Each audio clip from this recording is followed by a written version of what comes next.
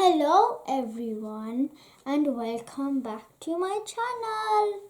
Today I will be reading Rhinos Don't Eat Pancakes, written by Kemp and illustrated by Sara Ogilvie. Before I start, I would like to say a big thank you to all my subscribers. And if you haven't yet subscribed to my channel, could you please subscribe? Thank you.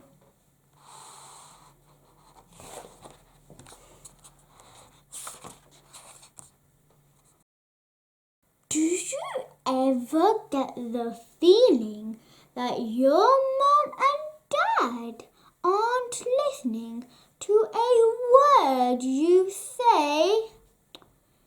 You do? Then you are just like Daisy. Her mom and dad never listen. Daisy could tell them that their hair was on fire or that the dog had eaten the postman, but they would just nod and say, "That's nice, dear," or "Tell your gran," or "Can't you see I'm on the phone?" So when one day Daisy had something really important to say, guess what? Nobody listened. So this is what happened.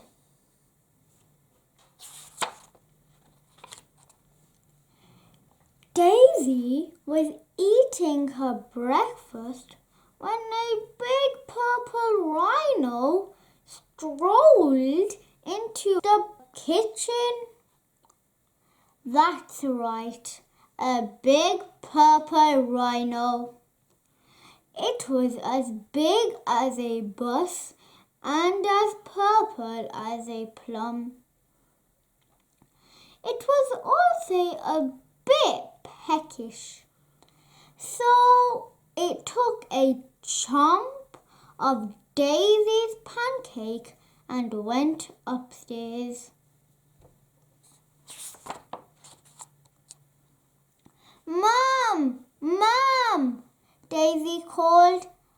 "There's a big—" "Tell your dad," said Mom. "He'll catch it in a mug and throw it out of the window." "Dad! Dad!" said Daisy. There's a huge—" "Shh!" said Dad. "The spider can wait." "It's not a spider!" Daisy shouted. "It's a big purple rhinoceros." But as usual, nobody listened.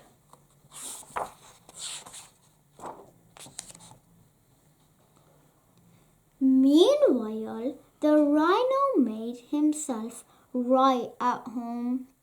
Daisy saw him in the hall and glimpsed him in the garden. She spied him in the bathroom and surprised him on the loo. But every time she tried to tell her parents, they'd say, "Shh, Daisy, can't you see we're busy?"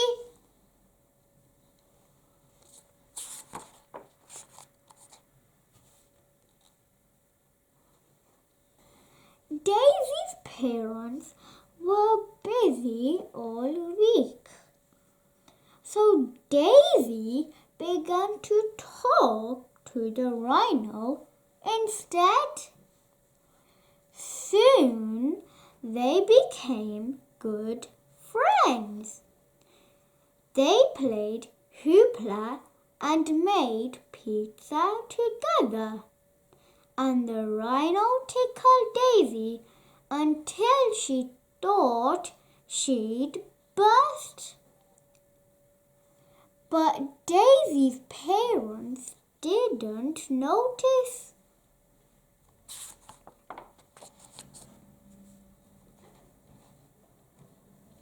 Until the pancakes ran out. Who ate all the pancakes? Yelled Dad, looking straight at Daisy. It was the rhino, she said. Rhinos don't eat pancakes, said Dad. This one does, cried Daisy. I saw him in the kitchen. A rhino? Said Mum. In the kitchen? Said Dad. Yes, said Daisy. Exactly. Mum and Dad roared with laughter. Whatever next? They hooted. A shark in the toilet. A polar bear in the fridge. There he is! Look! Daisy yelled. But Mum and Dad were so busy laughing they didn't even notice.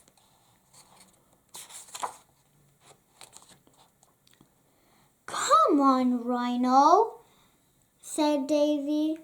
I've had enough of this. The rhino tickled Daisy with his horn, but she was far too glum to giggle. Mum and Dad never listen, she sighed. They are always a million miles away. The rhino sighed deeply through his big purple nostrils. I'm sorry, Rhino, said Daisy. Your family are a million miles away too, aren't they? The rhino nodded and a lilac tear rolled down his cheek. Poor Rhino.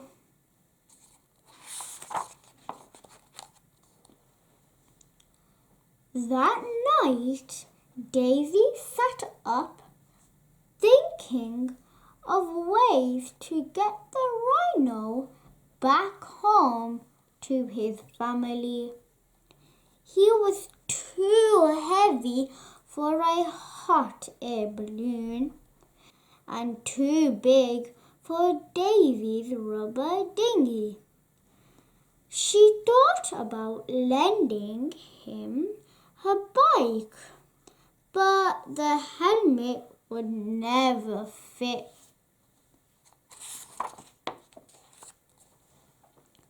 The next morning, Mum and Dad had a surprise. We're taking you to the zoo, said Mum, so you can see a real rhino. What do you think of that? Grinned Dad. Daisy thought it was a stupid idea when there was already a perfectly good rhino sitting on the sofa. But she didn't say so. What was the point? Nobody would listen. At the zoo, Daisy saw yellow giraffes, bright red parrots, orange and black tigers, and grass-green snakes. But she couldn't help thinking about her poor purple rhino. Hurry up, Daisy, said Mum. The rhinos are this way. But what was this? Missing big purple rhino? Like Pancakes. If found, please call the zoo. Cripes! Gasped Mum. Well, that explains the pancakes, gasped Dad. Mum, Dad and Daisy rushed back home, and guess what they saw when they got there?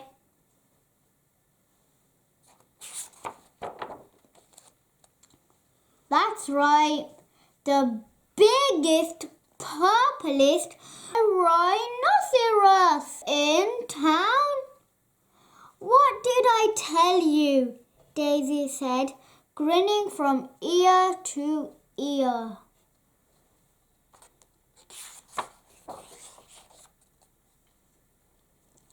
I'm phoning the zoo, said Mum. The rhino looked startled. No, said Daisy, not the zoo. He needs to get back to his family. They are 1,000,000 miles away. Well, we'd better get a move on, said Dad. The next flight to 1,000,000 miles away leaves this afternoon.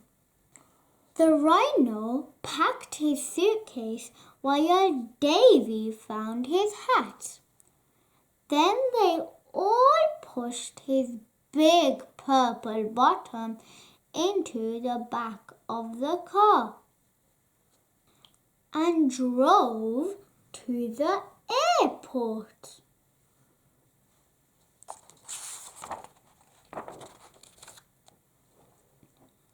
I'll miss you, said Daisy as the rhino boarded the plane. The rhino gave her a big purple hug. He would miss her too. Back at home, Daisy began to feel lonely again. Who would listen to her now? But little did she realize that everything was about to change.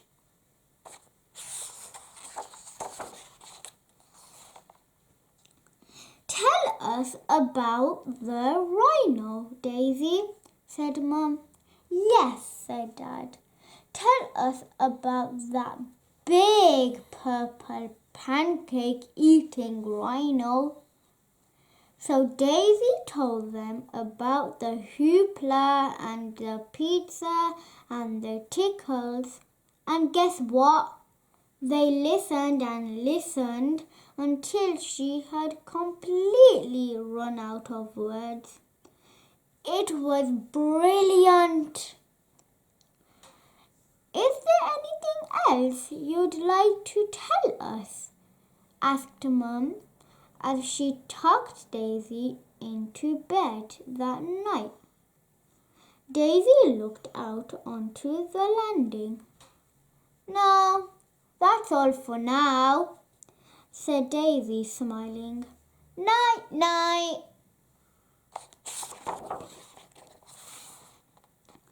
The pink polar bear would have to wait till tomorrow.